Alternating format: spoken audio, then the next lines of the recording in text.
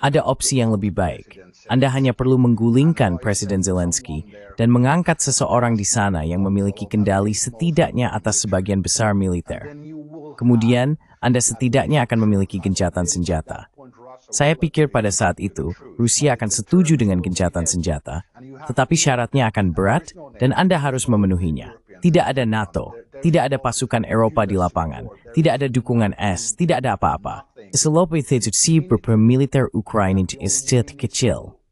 Finlandia. Anda harus mengawir bahwa kita halah. Anda tidak mengikuti step for Thor Ines, and isterij mengakuinya.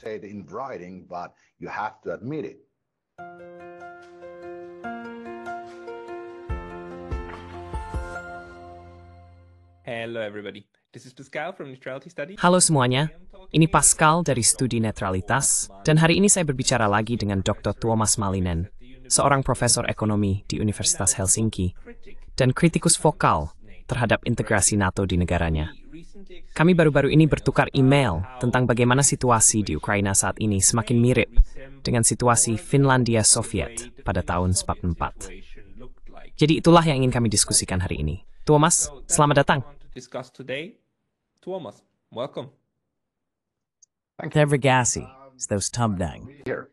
And nice to have you back, and thank you. Senang bisa bertemu kembali. Terima kasih juga atas pertukarannya. Karena saya tidak menyadari betapa dalam kemiripan antara apa yang terjadi di Finlandia hingga 1944 dan di Ukraina hingga sekarang, dan bagaimana kedua negara ini pada dua titik waktu yang berbeda berada dalam situasi yang sangat mirip. Bisakah Anda menjelaskan itu, pertama-tama? Ya, sebelum saya mulai, saya hanya ingin menyebutkan bahwa sangat aneh mengikuti komentar Presiden kita, Alexander Stubb, dan Kementerian Luar Negeri kita, Elina Valtonen, tentang bagaimana contoh Finlandia tidak berlaku atau seharusnya tidak diterapkan pada kasus Ukraina.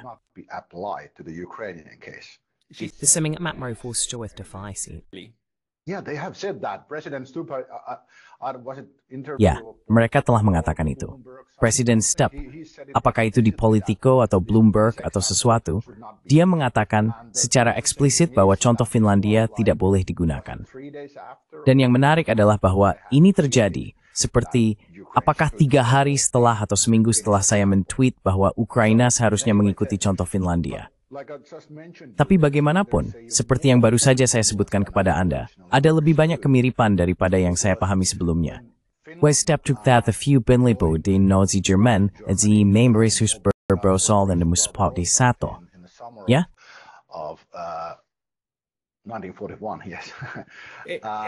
Dat is bewijs perang musim dingin ini Kentis. Ya, perang musim dingin berlangsung dari November en de mismaat New Zealand en de Maret si mismaat Verstappen. Ya, di mana Finland diserang oleh Rusia. Serang Stat Vat Spike.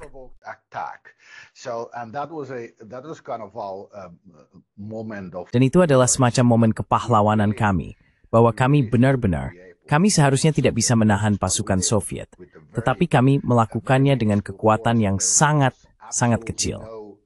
Dan tidak ada pemikiran di antara elit politik kami bahwa Uni Soviet akan menyerang. Untungnya, pemimpin pasukan pertahanan, Marskal Mannerheim, melihat ini, dan dia sebenarnya memanggil, apa kata dalam bahasa Inggris. Bagaimanapun, dia memanggil semua pasukan, Desaristan, Smatan Brawl Fasalindu, Anthesisi Playtimer, Imbri Swiss Uni Soviet, and Healing. Pwimwi Nit, kuno mengingat Ray Huanam Vleen? Soviet Union attacked. I don't actually remember, was it the 1st of November or I've forgotten the exact date. But it was there and there was actually a fall. Saya lupa tanggal pastinya. Tapi itu terjadi dan sebenarnya ada operasi bendera palsu di desa Mainila di Finlandia Utara di mana Uni Soviet menggunakan peluncur granat untuk menyerang posisinya sendiri dan mengklaim bahwa orang Finlandia yang melakukannya. Dan kemudian kami melanjutkan dari sana. Kami kehilangan cukup banyak tanah, 11% dalam perang musim dingin. Dan kemudian kepemimpinan kami memutuskan bahwa kami akan mencoba untuk merebutnya kembali. Kami adalah mitra tidak resmi dari Operasi Barbarossa yang dimulai pada 22 Juni 1941, saya kira. Izin pasukan kami memulai serangan mereka 1 hari kemudian. June. And they, and our forces started their offensive 1 day later than Naberpiaip swin they zimin, and Cindy Mamukra. Ukraine. Mavri Yamin Pascam with Laxilslin. Offensive 1 day later. So you had Nazi Germany Jadi, basically attacking Rumnazi Pdasanam Uni Soviet pada bulan Juni dengan operasi Barbarossa melalui Polandia dan masuk ke Western. Then you had Finland. Kemudian Finlandia sembuh front Konstitura, bergabung dengan Jerman Nazi dalam menjering Uni Soviet. Germany in attacking the Soviet Union. And actually there were Wehrmacht troops. Dan sebenarnya ada pasukan Wehrmacht yang merupakan tentara Nazi Jerman di Finlandia Utara menyerang dari sana. Inilah bagaimana Anda melihat politisasi sejarah. Sejarah kami menganggapnya sebagai perang yang independen atau individual, tetapi itu jelas merupakan bagian dari operasi Barbarossa. Namun setelah Nazi Jerman kalah, yang sangat beruntung, kami harus mencoba menavigasi jalan kami kembali ke kekuatan Barat, yang pada dasarnya membangun organisasi dan infrastruktur pasca Perang Dunia Kedua. Jadi kami membuat penyesuaian kecil ini, dan kebaikan dari kekuatan Barat memungkinkan kami untuk menjelaskan bahwa kami sebenarnya bukan bagian dari operasi Barbarossa. Kami hanya memanfaatkannya. Dan mereka baik kepada kami. And they were kind to take. Kan itu juga kadang-kadang disebut sebagai penlanjutan sespelwul musim dingin.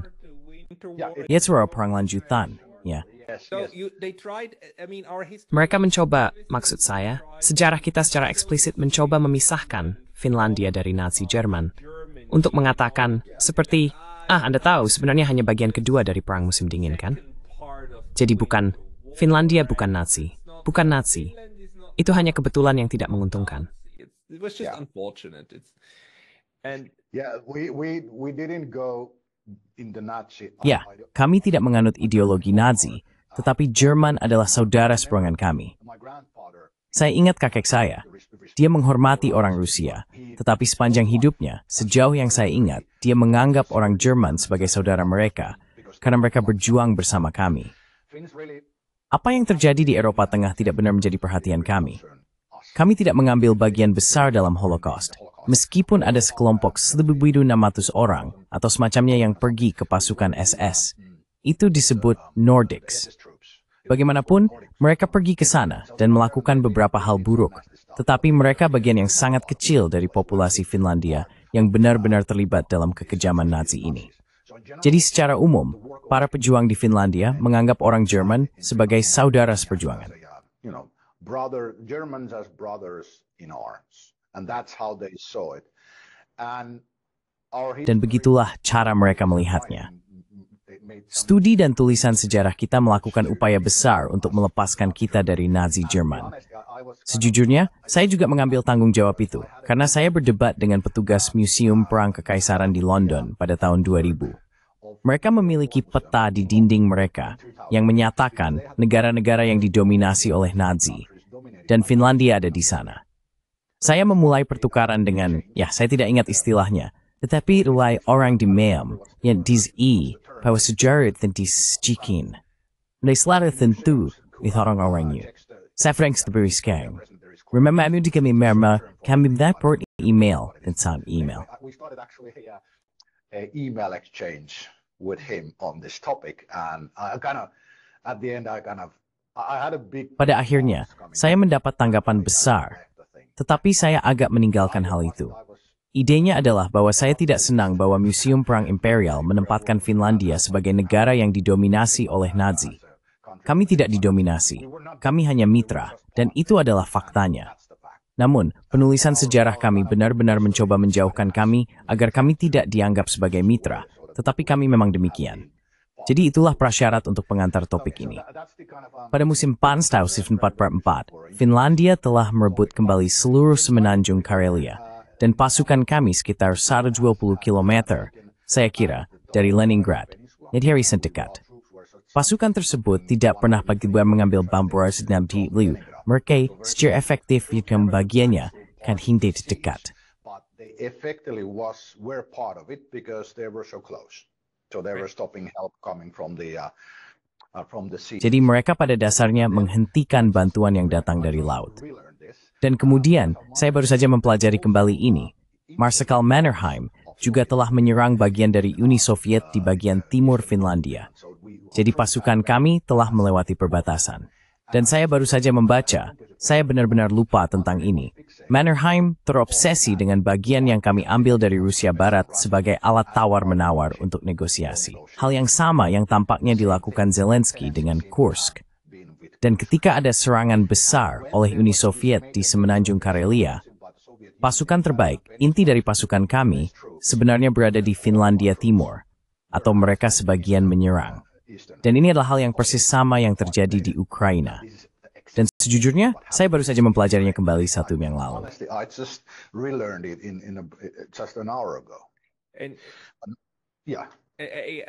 And so the thing is that in 44 Tadi, pada 1944, Uni Soviet benar-benar mulai mendorong Finlandia dengan kuat di Semenanjung. Dan pada dasarnya memaksa Finlandia untuk member perang telah kalah. Maksud Trace Tongbeng dapat dicapai. Jadi, apa yang terjadi selanjutnya untuk Finlandia?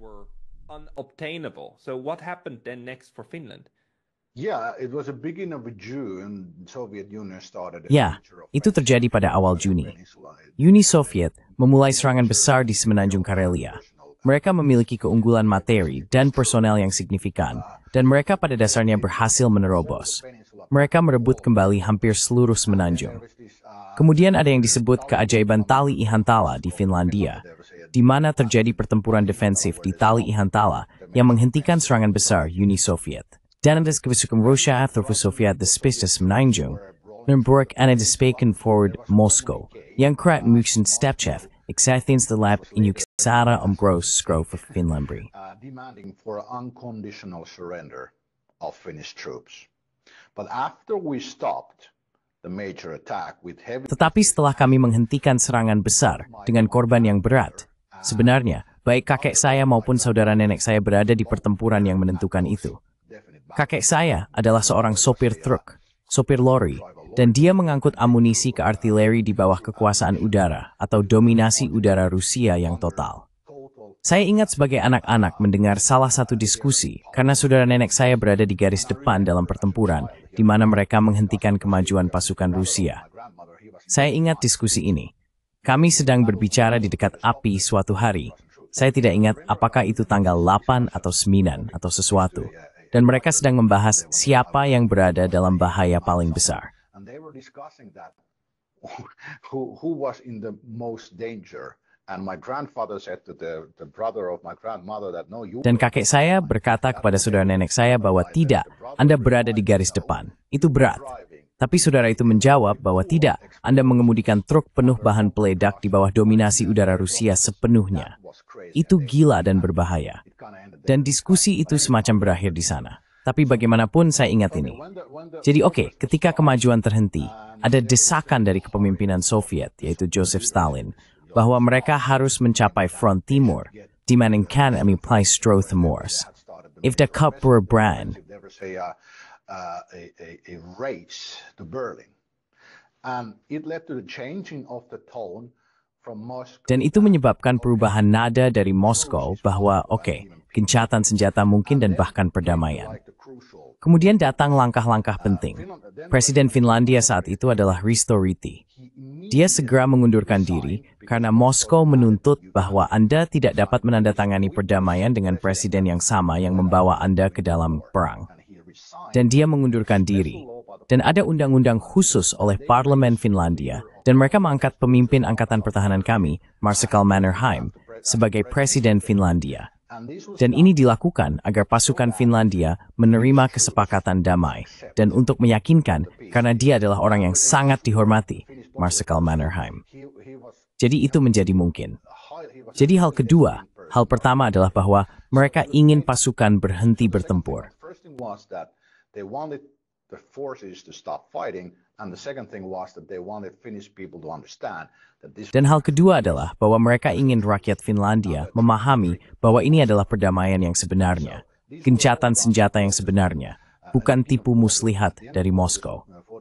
Jadi semua ini dilakukan pada bulan Agustus dan awal Agustus. Pada akhir Agustus 44, kami mendapatkan syarat dan tuntutan dari Moskow, dan mereka sangat berat. tetapi kami tidak punya pilihan lain selain menandatanganinya. Gencatan senjata Moskow ditandatangani pada 19 September 1944, dan sebulan setelah itu, perwakilan tinggi Soviet yang sebenarnya mengawasi denazifikasi Finlandia datang ke Finlandia. Jadi, selama beberapa tahun, kami berada di bawah kendali de facto Uni Soviet.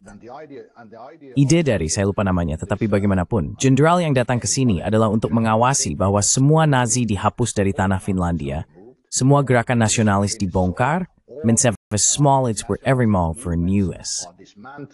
And all persons tied to them are indicted. And all, of course, all war criminals are also indicted. Dan, tentu saja, semua penjahat perang juga didakwa. Ini adalah pasukan pengawasan sekutu di Finlandia, tetapi dipimpin oleh Uni Soviet. Kepemimpinan kami benar-benar menyerah, mengubah kepemimpinan negara kami karena Moskow menuntutnya, dan mengizinkan pasukan Soviet datang ke Finlandia untuk memastikan bahwa semuanya berjalan sesuai perintah. Inilah cara Finlandia menemukan kedamaiannya. Ada twist di akhir, karena ketika pasukan datang dan syarat-syarat perdamaian ditetapkan, orang-orang nasionalis di Finlandia menyembunyikan banyak senjata militer, sehingga jika Uni Soviet menyerang Finlandia, mereka bisa memulai perang gerilya. Ini juga sesuatu yang dipahami dan diketahui oleh Stalin, dan itu mungkin salah satu alasan kami memiliki perdamaian sepanjang sisa Perang Dunia II. Tapi bagaimanapun, poin utamanya adalah kami melakukan apa yang diminta Moskow. The main points are that we did what Moscow demanded, and yeah. Magia Minakul-Wis. Right? No, we had nothing. We had to remove the Tidak, kami tidak memiliki apa-apa. Kami harus mengusir Wehrmacht, tentara Jerman, dari tanah kami. Dan itu sebenarnya memicu Perang Lapland, di mana Jerman pada dasarnya membakar bagian utara Finlandia. Jadi itu adalah beban berat, tetapi kami perlu melakukan semua hal tersebut. Kami juga harus membayar ganti rugi perang yang sangat besar. Jumlahnya sekitar 300 juta dalam mata uang saat itu, yang setara dengan sekitar 6,7 miliar euro saat ini, time with the Thrive Law. euros nowadays, a massive amount of money. Yeah, And we, but that's it. I mean, you lose a war. I mean, Tapi itu saja. Maksud saya Anda kalah perang. Tidak ada yang bisa Anda lakukan, kecuali mencoba menyelamatkan politik nasional, bukan? Dan negara. Hal yang menakjubkan, negara, ya. Dan seperti menyelamatkan warga negara Anda. Masalahnya kemudian adalah Finlandia, apa itu 51 atau 53, ketika Finlandia benar-benar menandatangani perjanjian keamanan dengan Uni Soviet, bukan? yeah, there was the Ya, perjanjian kerjasama, persahabatan, dan bawa-bawa. Itu dalam bahasa Finlandum. Dan ini aspek kunci. Fakta Warsawa mendapat suman, saya pikir. Itu setelah NATO yang ada 45. 48, you're right. Yeah, Because yeah. NATO, 48 this one, and then 49 NATO, and then 50. 50 something. That wasn't worth about. But the point is 48. Namun intinya, pada tahun 48, dengan perjanjian bantuan tersebut, Finlandia setuju bahwa jika ada yang mencoba menyerang Uni Soviet melalui wilayah Finlandia, maka Finlandia secara otomatis akan bekerjasama dengan Uni Soviet untuk meningkatkan thought. The wording was that Aristoteles boards talk about mengusir renew. TV at your take it before through raffle personal like humanithes. The D the C. Exactly. But you basically you Tapi pada dasarnya, Anda berjanji untuk menangkis apa-apa. Dan itu mempercayai neutralitas Valdidas Finlandia Steverkin. neutrality for the whole Cold War. yeah, that was the strike of genius from then. Ya, itu adalah langkah jenius dari Presiden Juho Kusti Paasikivi saat itu. Karena dia tahu bahwa, oke, NATO akan datang. Dia memahami bahwa blok-blok akan terbentuk, dan kami ingin tetap di luar Pakta Warsawa, yang tentu saja belum memiliki nama saat itu. Dan ini dilakukan melalui kesepakatan ini. Itu adalah langkah jenius murni. Dan satu hal yang harus kita ingat adalah perjanjian perdamaian Paris pada tahun 1947 sangat keras terhadap Finlandia. Kami tidak benar-benar memiliki militer yang layak selama bertahun-tahun setelah itu. Jadi orang-orang yang berargumen bahwa Ukraina harus membangun militer segera setelahnya, itu tidak pernah terjadi dalam perdamaian ketika Anda kalah. Anda dilucuti hingga ke tulang, dan kemudian Anda mencoba menemukan koeksistensi damai dengan pihak yang Anda tahu mengalahkan Anda. Kepada siapa Anda kalah? Won you, to whom you lost. I wonder why it is so. Saya bertanya-tanya mengapa saat ini sangat tidak terpikirkan bagi negara-negara barat untuk membayangkan situasi di mana, Anda tahu, Ukraina hari ini jauh lebih dekat dengan Finlandia pada tahun 44 atau dengan Jepang pada tahun 45. Tidak begitu, bukan Jerman. Saya tidak berpikir skenario Jerman mendekati, tetapi jelas Finlandia atau Jepang. Karena sebenarnya baik Finlandia maupun Jepang, mereka menyerah. Mereka menyerah. Rusia tidak harus pergi ke bunker. The Russians didn't have to go to the bunker. Let me interrupt. I think we capitulated is the term. Izinkan saya menyela. Saya pikir kita menyerah. Istilah ini, Jepang menyerah tanpa syarat. Ada sedikit perbedaan. Oke. Ya, karena Moskow menarik kembali tuntutan untuk menyerah tanpa syarat, dan kita hanya menyerah dan semuanya. Jadi ini masalah semantik, saya tahu. Pada dasarnya hal yang sama terjadi, tetapi istilahnya hanya sedikit berbeda. But the terms are just a little bit different. No, but you're right. This is important because for Japan, for the Tidak, longest tapi time, Anda benar. they actually Ini penting karena bagi Jepang, untuk waktu yang lama, sampai mereka benar-benar memutuskan untuk menyerah, masalah utamanya adalah mereka tidak tahu apakah orang Amerika akan mengizinkan mereka mempertahankan kaisar. Itu adalah poin utama yang menjadi penghalang. Sebenarnya, para ahli Jepang di AS mengatakan, Joseph Grew, mantan duta besar AS untuk Jepang, mengatakan kepada Truman, maksud saya, pertama Roosevelt dan kemudian Truman, jika Anda menjanjikan kepada Jepang untuk mempertahankan kaisar, mereka akan menyerah. Dan mereka berkata seperti tidak, kami tidak menjanjikan itu kepada mereka. Kami yang akan memutuskan. Mereka harus, maksud saya, kami mungkin akan menggantung orang itu. Dan jika kami ingin menggantung orang itu, kami akan menggantung orang itu. Dan mereka benar-benar memaksakan hal itu. Jadi Finlandia tidak seperti itu. Soviet sebenarnya berkata, baiklah, maksud saya ada kondisi tertentu yang kami terima. fine. I mean, there's certain conditions we accept. Yeah, and they were, and actually now that you brought that up. Ya, dan sebenarnya, sekarang setelah Anda menyebutkannya, kontrol Soviet sebenarnya cukup lunak. They just Mereka hanya ingin melihat hal-hal tertentu terjadi. Tetapi saya tidak ingat ada penindasan yang jelas terhadap penduduk Finlandia atau kepemimpinan kami. Mereka membiarkan kami beroperasi. Mereka hanya mengatakan bahwa Anda perlu mengikuti aturan ini. Dan entah kenapa, Stalin sebenarnya menyukai Finlandia. Banyak pemimpin Rusia menyukai kami dan negara kami serta penduduk kami. Jadi ada semacam hubungan persahabatan. Dan ya, kami diperlakukan jauh lebih baik daripada Jepang. Tentu saja, Moskow tidak memiliki senjata nuklir. Tetapi jika mereka memilikinya, saya sangat meragukan mereka akan mengebom misalnya Helsinki atau Turku atau semacamnya. I mean, did they start Apa era si Parliamentary Tarihan Tewaitinnet? bases in Finland? Yeah, we had one in Ya, kami memiliki satu di Porkkalaniemi yang harus kami serahkan kepada pasukan Soviet untuk saya tidak ingat jangka waktu yang lama. Itu masih tahun 1950-an, saya pikir. Jadi ada pasukan Soviet di dekatnya. Mereka hanya ingin memastikan bahwa Finlandia tidak mencoba apapun lagi. Benar, itu intinya. again. Right. That was the point. But so basically, at the moment. Tapi pada dasarnya, pada saat ketika Finlandia tidak menyerah, tetapi menyerah secara formal, itulah saat ketika semuanya berhenti. Dan sebenarnya Anda tahu Finlandia tidak berhenti ada. Maksud saya, hari ini, seluruh Eropa Barat masih berpura bahwa jika Ukraina menyerah, maka Ukraina akan hilang, bukan? Itu akan dibubarkan entah bagaimana, secara ajaib. Maksud saya, Rusia akan menelannya, dan kemudian semuanya akan lenyap. Ini adalah fantasi bodoh yang murni, bukan? Itu tidak pernah terjadi seperti itu. Maksud saya tidak untuk negara-negara besar. Maksud saya, Estonia dan sebagainya, mereka lalui jalur yang berbeda dengan Uni Soviet. Tetapi bahkan mereka diintegrasikan, bukan dibubarkan. Ya, ketika Uni Soviet memulai serangannya, Yeah, when the Soviet Union started its attack, they were actually on the orders to proceed to Mereka sebenarnya diperintahkan untuk melanjutkan invasi ke Finlandia. Begitulah kejadiannya. Namun, banyak hal berubah. Tapi poin utamanya adalah bahwa Uni Soviet adalah kekuatan super yang sebenarnya. Mereka bisa saja mengambil alih Finlandia dan mempertahankannya. Dan itu sangat berbeda dengan Rusia sekarang. Ketika Uni Soviet adalah ekonomi dan kekuatan militer terbesar kedua di dunia, sekarang PDB Rusia seukuran Texas. Jadi itu seharusnya membuat orang mengerti bahwa secara ekonomi, Rusia tidak bisa menginvasi Eropa.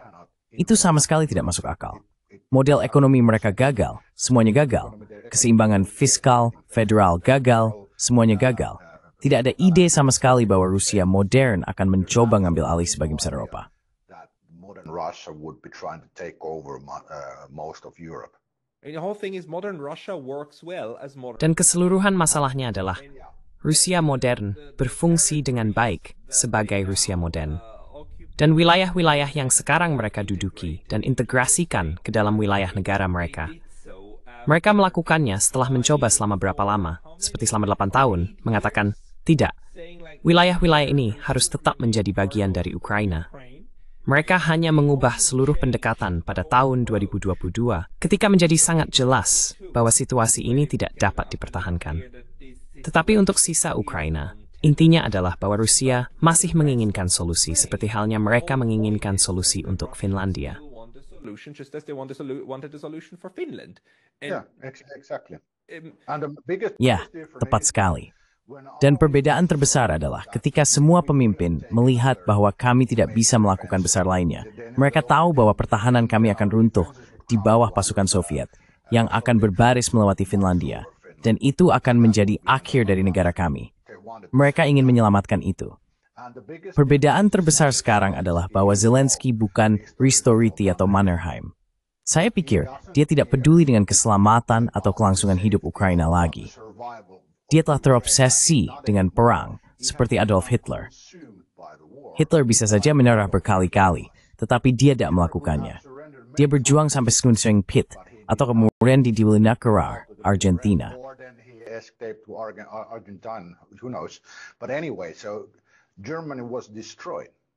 Tapi bagaimanapun, Jerman hancur. Dan ini adalah perbedaan terbesar. Jika saya boleh menambahkan, saya tidak mengerti mengapa para pemimpin Eropa mengetahui semua sejarah kita mendorong Ukraina ke tepi, kecuali ada tujuan untuk membuka front yang lebih luas melawan Rusia di Eropa. Jika itu tujuannya, maka ini masuk akal. Dalam semua skenario lainnya, mengingat sejarah kita, mereka seharusnya tidak bertindak seperti itu. Mereka seharusnya mengatakan, oke, berhenti. Kita berhenti di sini. Mereka isiknya mengatakannya 2 tahun yang lalu. Mari kita berhenti di sini. Kemarin this tour merusaknya perang. Kita di Eropa it's spink.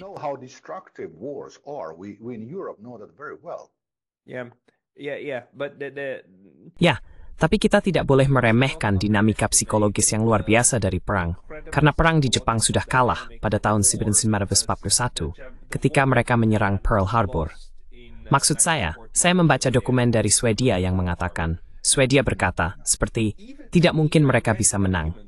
Ini adalah bunuh diri. Dan itu memang bunuh diri. Maksud saya, ya mereka bisa menjadi lebih besar sebelum mereka benar-benar runtuh. Dan itulah yang terjadi. Skenario terbaik untuk Jepang ketika mereka menyerang Pearl Harbor adalah membagi Pasifik menjadi 2. Skenario terbaik dari para jenderal dan laksamana yang paling optimis adalah pada dasarnya berhenti di depan, seperti Hawaii, atau mungkin Hawaii, dan kemudian membagi di suatu tempat di sana. Itu adalah hal terbaik.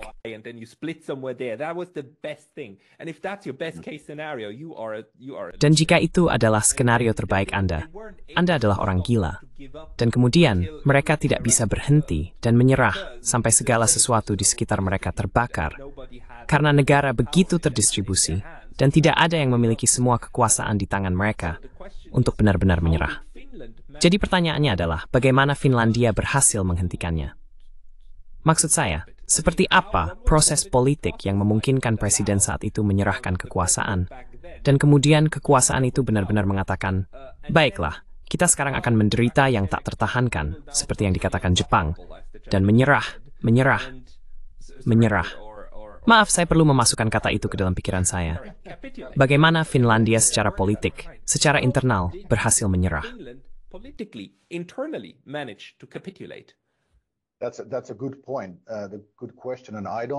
Itu adalah poin yang bagus, pertanyaan yang bagus. Dan saat ini, saya tidak memiliki jawaban untuk itu. Namun, kami memiliki kepemimpinan selama tahun-tahun perang yang sangat terampil. Tentu saja, ada beberapa kesalahan dalam kepemimpinan militer dan beberapa kesalahan yang dibuat oleh para pemimpin politik. Tetapi itu adalah pemahaman. Menurut saya, pemahaman semua orang ini step na merupakan kita mainkan threng. Setelah titik kita keep homing haskol, sana ditining pefahikimut. Edis tenika has slange into industry strength. I think it was the idea that this needs to stop. We need to save our country.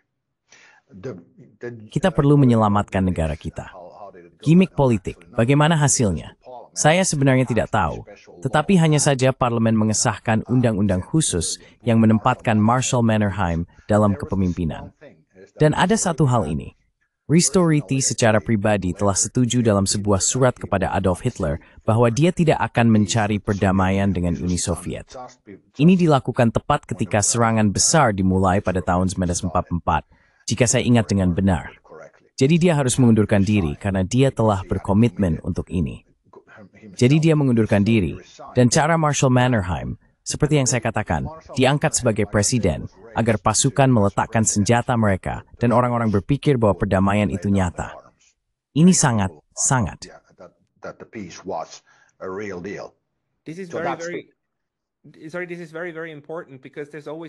Maaf, ini sangat-sangat penting. Karena selalu ada bahaya bahwa resimen tertentu dan sebagainya mulai memisahkan diri dan terus berperang. Benar, di Jepang hal yang paling penting adalah bahwa kaisar benar-benar merekam suaranya. Dan itu disiarkan. Dan kaisar memerintahkan semua orang untuk berhenti. Itulah momen ketika semua tentara meletakkan senjata mereka karena, ya, itu saja. Kami memiliki perintah tertinggi. Dan ini sangat penting. Jadi dalam hal Ukraina, Anda sebenarnya bermaksud sebagai analogi, Anda betul sekalian seperti Fadasan Zad Zalusni, atau Megamedan Jenderal Siapnanya, dia sekarang di London. Maybe former general, what was his name? He's now in London. The former And Tuenjutai. Reminder Roj, maksud saya, simfuekwisi, is a siski sebagai komandan pasukan. Yutuan with taken menot dan merfmitemi to Sarawal into Tamundu. Ukrainians to stand down. But the question is, like your former Tetapi pertanyaannya adalah, seperti yang dikatakan tamu Anda sebelumnya, saya lupa namanya, tetapi saya sebenarnya menulis seperti yang saya kirimkan kepada Anda. Saya menulis sebuah artikel tentang analisisnya. Dia adalah profesor dari Rhode Island, Nikolai Petro, bahwa kekuatan fasis sangat kuat di Ukraina, sehingga saya tidak benar-benar tahu bagaimana Anda mengendalikannya. Jadi mereka mungkin terus berperang sendiri. Jadi ketika saya membaca itu, saya semacam membuat rekomendasi bahwa satu-satunya cara untuk perdamaian abadi di Ukraina adalah bahwa AFU menyerah. Dan untuk itu terjadi, diperlukan agar AS berhenti. Donald Trump, Presiden Trump menghentikan semua bantuan militer, dan Elon Musk memutuskan Starlink. Jika hal-hal itu terjadi, kita akan memiliki gencatan senjata di Ukraina dalam hitungan minggu. Tapi selama hal itu terus berlanjut, bantuan dan masalah Starlink, saya pikir, tetap terus berjuang lebih lama. Kecuali Rusia benar-benar masuk ke perang ini dan mengambil Kiev. Ya, tidak, kamu benar.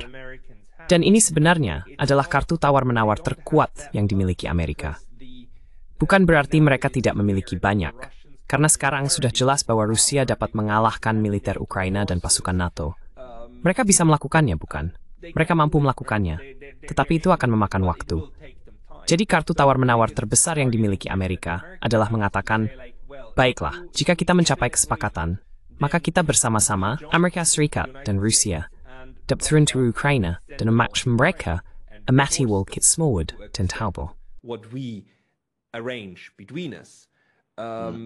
But as long as there's no understanding and Namun, selama tidak ada pemahaman dan bantuan serta intelijen AS terus mengalir dan Starlink terus berfungsi, orang-orang Ukraina memiliki kemampuan untuk melawan, meskipun itu adalah perlawanan yang kalah.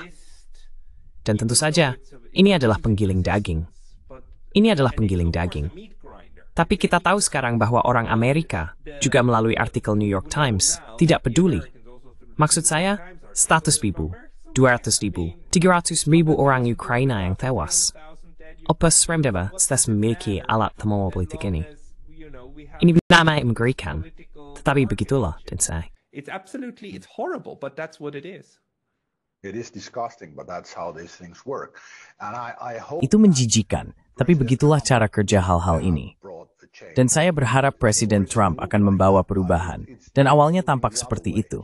Tapi sekarang tampaknya sebaliknya. Dia benar-benar bisa mengakhiri ini. Tapi dia harus memahami bahwa itu memerlukan pengakuan kekalahan AS dan NATO. Dan jika kita tidak melakukannya, maka dia mungkin akan memiliki Vietnamnya sendiri, atau sesuatu seperti itu di Ukraina. Ya, bukan dalam arti bahwa orang Amerika mati di sana, belum. Dia harus menghentikan ini sebelum Eropa, atau bukan Eropa, tetapi Komisi Eropa para pemimpin Eropa, menunjukkan mencuri gila mereka untuk minsu Ukraina. Tahun kemarin maksimal 1 tahun. So we don't have a lot of time, a year at max. And there's the other option that President Putin and Dan ada opsi lain, bahwa Presiden Putin dan Kremlin hanya mengatakan cukup, dan mereka melakukan operasi perang yang sebenarnya, tinggal di Kiev, mendorong mereka ke tetangga, dan kemudian Ukraina akan terpecah. Ini akan sangat membebani Rusia, tetapi juga akan membawa perdamaian. Namun penggilingan daging ini mengerikan bagi semua orang, bagi kemanusiaan, bagi Eropa, dan membawa risiko bahwa ketika para pemimpin Eropa memasuki kesiapan perang, instinct etis nengmir akan menyebar. Mermaid para Asian win bahwa Presiden Trump mermaini resist small death. the risks and the stakes now in Europe. I don't think he has the understanding. Maybe in his Saya tidak berpikir dia memiliki pemahaman, mungkin di masa lalunya. Mungkin dalam pemerintahan ini, ada ahli Eropa yang menjelaskan bagaimana perang Eropa, perang di seluruh Eropa, menyebar, bagaimana mereka terjadi. Jadi saya pikir ada solusi dalam perang atau perdamaian dalam perang hanya datang melalui tindakan keras. Sayangnya, ketika mereka adalah perang yang berkepanjangan, terutama seperti konflik Ukraina sekarang yang sangat serius. Hal-hal drastis sayangnya perlu terjadi. Tapi saya tidak. Hati nurani para pemimpin Eropa tidak bisa baik. Saya tidak bisa hidup dengan diri saya sendiri jika saya mendorong lebih banyak kematian di Ukraina, terutama kematian orang Ukraina seperti yang mereka lakukan. Saya tidak tahu bagaimana mereka tidur di malam hari. Presiden kita Stupan, mantan teman saya, dan Menteri Luar Negeri Elena Waldron. Saya tidak tahu bagaimana dia tidur. Itu sungguh mengerikan. It's just appalling. I think they sleep pretty well because Saya pikir mereka tidur cukup nyenyak karena Anda tahu, sesuatu yang tidak Anda miliki tidak mengganggu Anda. Ada kekurangan mutlak dan lengkap di bidang moral, terutama fakta bahwa mereka masih bisa memoralize kematian dalam sekejap. Maksud saya, hal gila tentang seluruh dorongan perang ini adalah bahwa, dan saya pikir Finlandia juga membuktikannya saat itu, Anda pergi berperang untuk bangsa. Dan pada titik tertentu, Sritanos Umalgant Penyiklismens, Svingesat Suyive Grelbangs, Willakangs. Dan na abis kewisen, bebenarnya Buchmeth, Patsking Nanda Jusel ini. This is the madness, but this is part of how this whole thing works. So at the moment, for Ukraine, Jadi saat ini, agar Ukraina bisa bertahan sebagai sebuah negara, berarti harus menyerah atau kapitulasi. Dan katakan saja, seperti, oke, jadi, masalahnya, ini bahkan bukan pertama kalinya hal ini terjadi di Eropa atau di Asia. Maksud saya, kapitulasi dan penyerahan telah terjadi berulang kali, dan negara-negara berulang kali berhasil bertahan. Maksud saya tinggal di salah satunya. Anda tinggal di salah satunya. Seperti, Saim tu Number, Can do to rah already. Remember the distance inspired with those. that then you disappear from the map. No, it's people didn't study a history. concept. Yeah. Orang-orang ini tidak mempelajari sejarah. Ya, mereka tidak. Tapi saya harus menambahkan satu hal ini, karena saya mengenal Elena secara pribadi selama 5 tahun. Kami berteman. Dia adalah orang yang bermoral. Oke, dia benar-benar telah merusak dirinya sendiri, membiarkan dirinya menjadi rusak oleh kekuatan apapun yang mendorong para broker ini di balik layar. Dan Alexander Stubb, saya tidak mengenalnya secara pribadi, tetapi saya tahu banyak orang yang mengenalnya. Dan dia seorang narsisis. Saya pikir dia telah dibina oleh elit. Jadi dia melakukan apa yang diperintahkan oleh elit. Saya terus kembali ke hal ini di setiap wawancara. Kita harus memahami bahwa ada kekuatan sistematis yang sekarang mendorong hal ini. Jika tidak, semua pemimpin besar Eropa yang mendorong lebih banyak perang di Ukraina tidak masuk akal. Jadi, ada negara dalam NATO, dan kemudian ada kompleks industri militer, dan mungkin bahkan sesuatu yang lain. Tapi it's time to surup, dan memainingin-pang mereka. And even maybe something else, but those are enough, and they won their war. I mean, there's definitely something. Maksud saya, ada sesuatu yang pasti berubah pada orang-orang begitu mereka berkuasa. Dan Anda juga bisa mengamati hal itu pada Tulsi Gabbard, yang selama ini berkarir dengan mengatakan perang di Yaman harus dihentikan.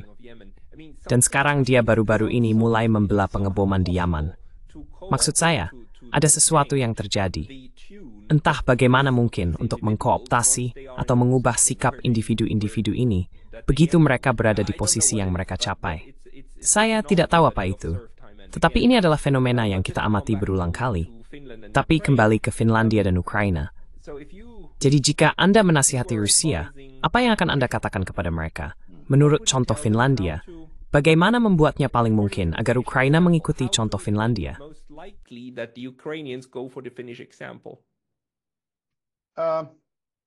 Major offensive threat Kiev. Serangan besar, mengancam Kiev, benar-benar. Beri Donald Trump beberapa minggu dan kemudian lakukan. Anda kehilangan lebih banyak nyawa, tetapi jika perang tidak segera berhenti, itu tidak akan berhenti sama sekali, atau akan berhenti pada suatu titik, tetapi akan membesar dan meluas. Jadi itu akan menjadi saran saya kepada Kremlin. Jika Presiden Trump tidak melakukan apa yang bisa dia lakukan untuk mengakhiri ini, Anda perlu mengakhirinya. Rusia perlu mengakhirinya, dan memisindik kita total.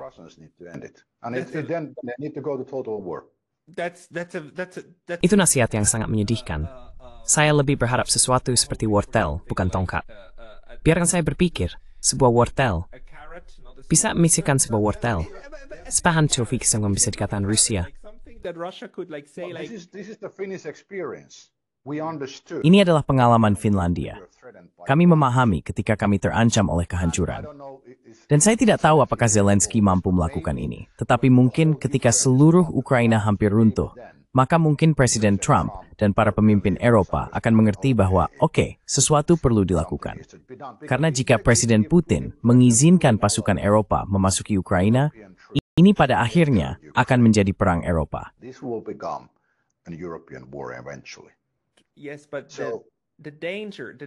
Ya, tetapi bahayanya adalah, sementara kita memikirkan ini sekarang dalam analogi Perang Dunia Kedua, orang Amerika mungkin memikirkannya dalam analogi Afghanistan. Oke, biarkan Rusia datang, biarkan mereka mengambil Kiev, biarkan mereka pergi lebih jauh ke timur, dan kemudian perang gerilya. 10 tahun, buat mereka kehabisan tenaga. Maksud saya, membunuh lebih banyak orang Ukraina, tetapi terus membuat mereka kehabisan tenaga. Karena, seperti yang dikatakan Hillary Clinton, mari kita jadikan ini Afghanistan di Eropa dan buat Rusia kehabisan tenaga dengan apapun yang kita miliki. Dan perang gerilya akan menjadi tahap berikutnya. Jadi Rusia perlu menghindari perang gerilya. Bukan, yang perlu dicapai Rusia adalah penyerahan negara Ukraina, yang sulit dicapai. Jadi bagaimana mencapai penyerahan dan bukan perang gerilya? How to get to capitulation and not to guerrilla warfare? Well, like I said, they need to go Ya, seperti yang saya katakan, mereka harus pergi. Tapi intinya adalah, ada opsi yang lebih baik. Anda hanya perlu menggulingkan Presiden Zelensky dan mengangkat seseorang di sana yang memiliki kendali atas setidaknya sebagian besar militer. Dan kemudian Anda setidaknya akan memiliki gencatan senjata. Saya pikir kemudian, pada saat itu, Rusia akan setuju dengan gencatan senjata, tetapi syaratnya akan berat, dan Anda harus memenuhinya. Dan tidak ada NATO, tidak ada pasukan Eropa dalam permainan, tidak ada dukungan AS, tidak ada apa-apa, tidak ada. Maksud saya, itu hanya bisa menjadi militer Ukraina yang sangat kecil. Itulah contoh Finlandia. Dan Anda harus mengakui bahwa kita kalah. Anda tidak harus mengatakannya secara tertulis, tetapi Anda harus mengakuinya. Dan bola ada di tangan Presiden Trump. Dia bisa membuat semua ini terjadi, tetapi entah kenapa, dia tidak melakukannya. But for some reason he does not. You know, Soviet Union, the Anda tahu, Uni Soviet, AS, hal-hal serupa dan front militer, tetapi AS bisa mengatakan, Presiden Trump bisa mengatakan kepada Presiden Zelensky bahwa sekarang saatnya Anda pergi. Dan dia bisa mengatakannya dengan cara yang membuat Presiden Zelensky mengerti bahwa dia harus pergi. Dan kemudian dia pergi. Saya dengar dia punya villa di Italia dan apartemen di Miami. Pergi ke sana. Pasti ada undang-undang di Ukraina yang mengatakan apa yang terjadi jika Presiden mengundurkan diri. Harus ada undang-undang yang mengatakan bahwa oke, dalam hal itu, parlemen dapat menunjuk presiden sementara. Ya tentu saja. Anda perlu turun ke jalan. Zelensky tidak bisa bernegosiasi tentang perdamaian. Dia memiliki terlalu banyak yang dipertaruhkan. Korupsi akan muncul ke depan. Contoh Finlandia, Anda harus mengganti kepemimpinan. Dan Presiden Trump memiliki opsi ini. High. In het we now have voorsimbu. Niteng het strutau bersnap stap krank. Merbuvet baith. It's way to. Kabriseki amanquis still thing. We risk an all-European conflict. And this is something only at that point if President Trump... Dan ini adalah sesuatu yang hanya pada saat itu, jika Presiden Trump gagal, hanya Presiden Putin yang dapat mewujudkannya dengan memberlakukan kebijakan perang penuh. Sekarang ini telah menjadi operasi militer khusus, terlibat dalam peperangan penuh melawan Ukraina dengan tujuan mengambil Kiev.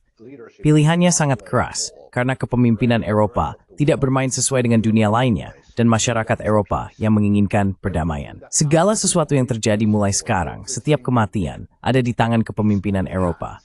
Von der Leyen, Stubb, Macron, Starmer, mereka adalah penjahat perang sejati mulai sekarang.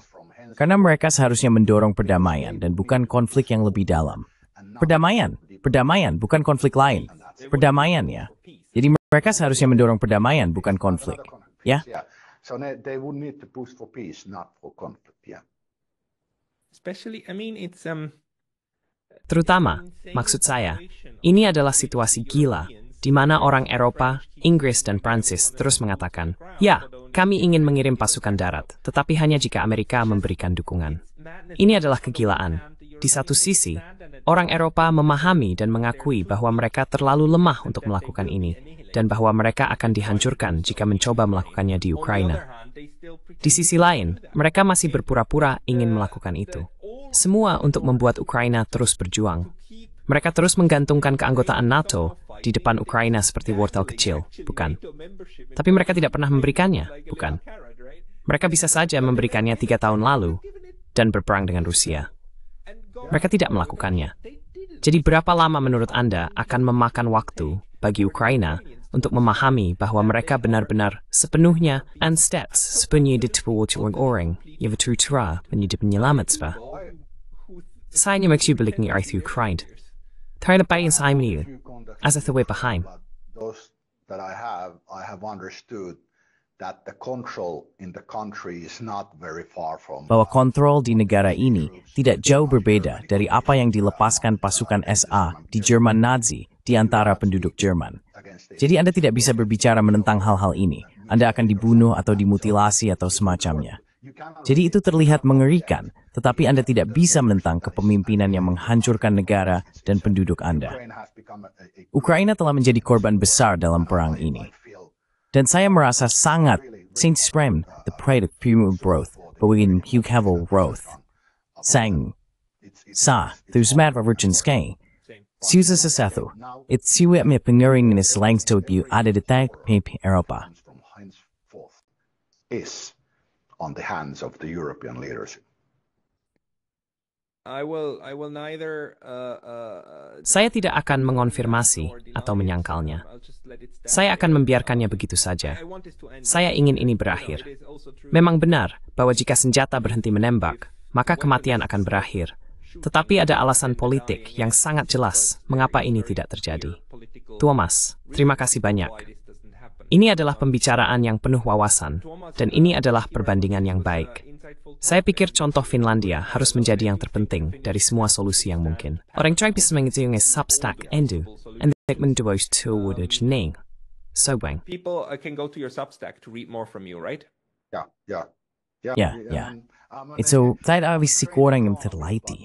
Tap saya hobi saya Forney dalam statement pensiunan dosen student dan serikat adalah geopolitik. Saya menjadi kilhak tumai di berkir di hidup saya sejak since my teenage years. Dan geopolitik sangat terkaitnya dengan ekonomi. Dan bisa mempengaruhi semua. Lihat saja tarif saat ini. Awas duit di semhati sufina. Mungkin lalu. Maybe next time. Lain kali. Tuomas Malinen, terima kasih banyak atas waktunya hari ini. Selamat.